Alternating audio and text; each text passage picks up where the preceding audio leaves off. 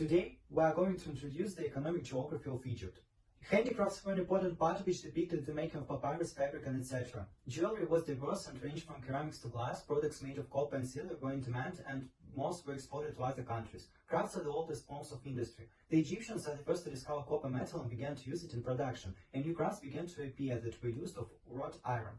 Under Roman rule, the textile industry became the dominant industry, using various types of linen and wool, and the reputation of leather rose to prominence. Until the end of Ottoman rule, the heavy national industry consisted entirely of traditional crafts, being one of the most productive forces after agriculture, bringing income that satisfied the country.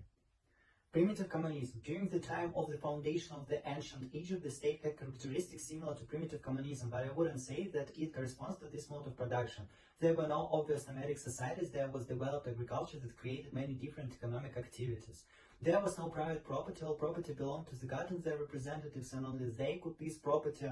The country also consisted of 20 small tribes. In my understanding, the country didn't pass this mode of production because Egypt didn't meet the biggest criteria for this mode.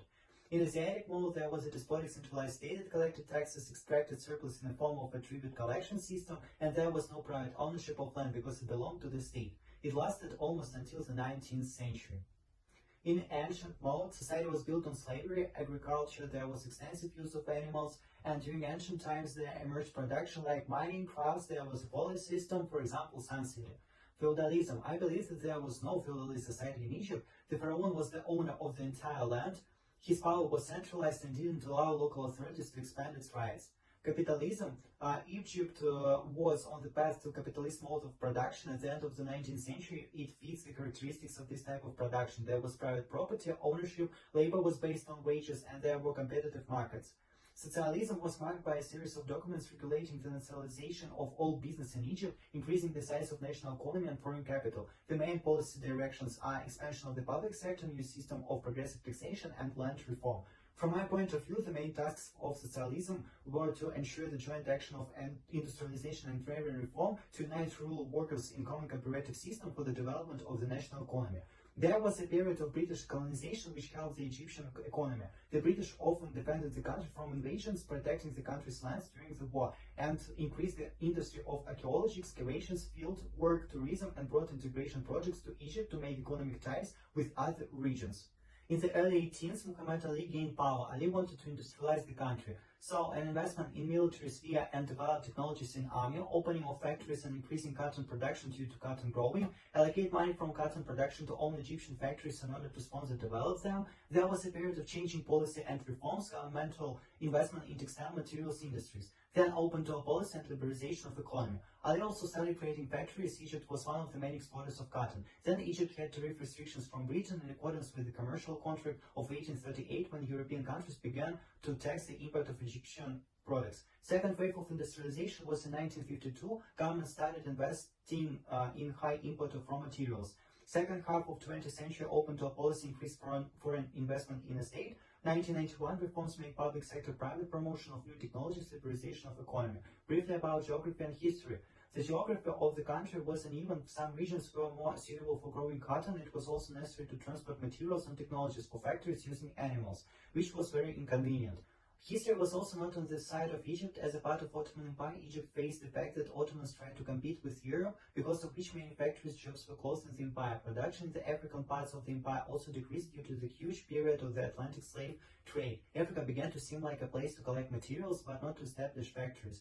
Now let's move to another part of our project. Egypt is rich in natural sources. Because of the geographic location of Egypt, River Nile has been a primary source of water since ancient times. The dam played an essential role in Egypt, as it provided people with a steady supply of water for irrigation. Water from dam was also widely used for transportation. The Aswan High Dam utilized the water of the Nile, which are used in agriculture and thermoelectricity.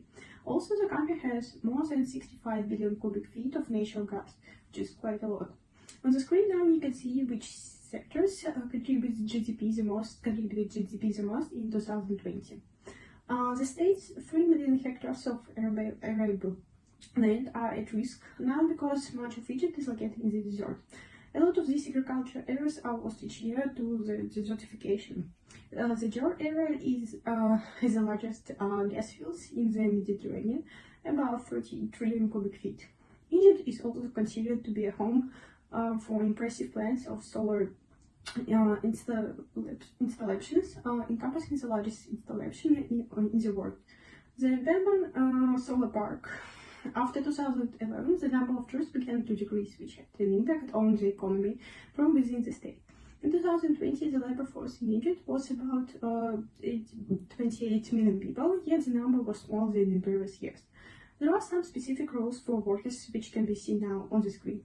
In cases where no such rules are applicable for a given matter in employment relationship, the provisions of the Egyptian Civil Code are applied to the employment contract.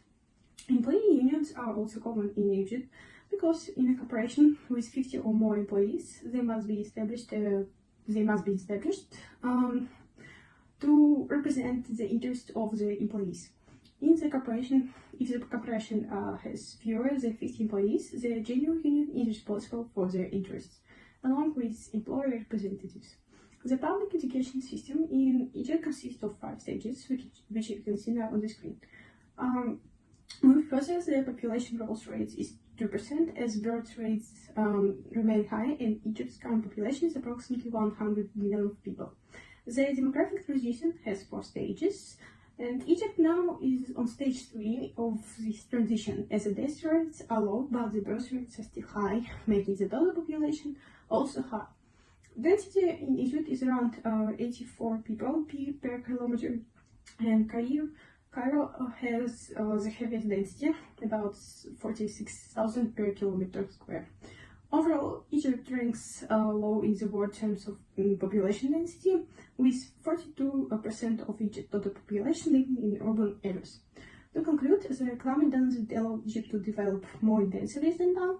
Egypt has a number of serious economic problems, the roots of which often grow out of the political instability in the country, which leads to foreign corporations practically don't invest in the country. So Egypt is trying to develop its own companies more. That's all that I want to say for this part. Firstly, let's take a look at Egyptian indicators. In 2020, GDP in Egypt was 363 billion of USD dollars, and according to World Bank, this represents 0.32% of the world economy. In 2021, unemployment decreased to 7.4%, but it's still high because an employment rate below 5% is quite to be normal, and IGE is 0.7%. And which could be, say, as a high. Speaking of inequality, Egypt has better results than other African countries or some Arab countries, but it's still not a good result. Gini index is 31.5, and gender inequality index is 0.499. For better understanding, let's make comparison. With Turkey, for example, one of Egypt's main partners, inflation there has reached 48.7. Unemployment is also higher than in Egypt, but Turkey wins in the logistical sense and in distribution of resources by region, and also their regime does not make destructive decision for the economy, unlike the Egyptian regime, and also they have the more beneficial geographical location, and also the textile, leather, and food, which is more important, industry and chemical also are developed. Their deficit of trade balance is every year decreased. More foreign countries want to invest in Turkey's economy because firstly they have developed industry and also a more beneficial location. In addition, we can compare Egypt with Nigeria, one of the best economy in the continent, and Nigeria had almost the same problem with the same points on export and import and some logistical problem in the country, but Nigeria have more potential to be a good resources for Europe and developed countries, and their economy is developed in manufacturing parts, and it's more likely to be invested by foreign countries. But Nigeria and Egypt firstly had the same potential, almost the same. They had resources to trade, and they had good impact from their colonization time. However, Nigeria is more developed than Egypt, and we could see it by their GDP. Speaking of trade and Egyptian market, I would like to start with the fact that Egypt has an open market and supports the reduction of restrictions on trade barriers. Trade openness in Egypt decreased over past years from 43 to 33. Talking about exports, exports in Egypt has a classical procedure. Since 2016, foreign manufacturers of specific products should register them in special organization in Egypt. Top exports of Egypt are crude petroleum, refined petroleum, gold, and petroleum gas, and also The total export of Egypt is 36.7 billion of US dollars, exporting mostly to United States, United Arab Emirates, Turkey, Saudi Arabia, and Italy. Talking about import is more complicated in Egypt because there is a list of prohibited goods, and it's not about a typical attempt of the country to protect it from drugs. Egypt restricts the import of used passenger vehicles, beef, because since 2014, Egypt established a level of zero tolerance for synthetic animal grow incentives in food, also poultry parts, seed potatoes, and medical equipment and supplies. The top imports of Egypt are refined petroleum, wet, crude petroleum, cars, and packaged medicaments. Total import of Egypt is 78 billion US dollars, imported mostly from China, Russia, United States, and Saudi Arabia, and Germany. We can conclude the principal partners of Egypt from this part is China, United States, Italy, Germany, and the Gulf Arab countries. In addition, we can conclude that Egypt has a trade deficit because their export is less than their import. Talking about economic integration project, firstly, lowest level free trade. In 2004, European Union Egypt Association Agreement became enforced, which created a free trade area for these countries. Egypt Mercosur Free Trade Agreement and GAFTA also a good example.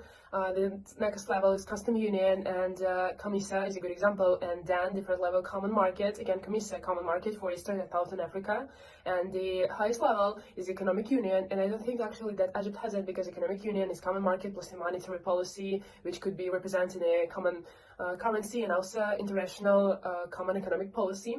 But Egypt has a lot of multilateral trade agreements such as FCFTA, or agreements on trade and services, and Egypt welcomes joining economic association and also supports the reduction of trade barriers, and also takes an active part in integration for other countries in Africa. Talking about main economic and social problems, I would like to begin with the social one. Firstly, Egypt has a cruel, brutal authoritarian regime, and the judiciary depends on the government, and the population do not believe in banking system and in judiciary, and also government blocks all media or opposite media and some information. Frequent violation of human rights to freedom of speech have been observed in Egypt, and the authorities give the economic elites great power and turns a blind eye to their corruption level, and corruption is the link between Egypt's social problems and economics one.